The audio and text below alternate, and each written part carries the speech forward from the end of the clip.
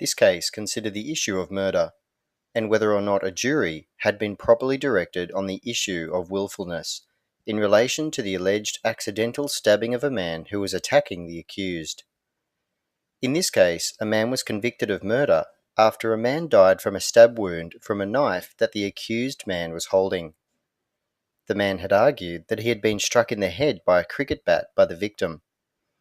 However, he argued that he did not use the knife as a weapon and that he had struck the other man by accident, and that he had only handled the knife in an attempt to scare off the victim. The trial judge had directed the jury that if they accepted the accused man's version of the events, or were left with a reasonable doubt, then they should find him not guilty of murder. The man appealed his conviction on the basis that this direction that the judge had used misled the jury on the issue of what amounted to a willful act. The central issue for the court was whether or not the jury should have been directed to consider whether the act of inserting the knife in the body of the deceased was an act willed by the accused. The court ultimately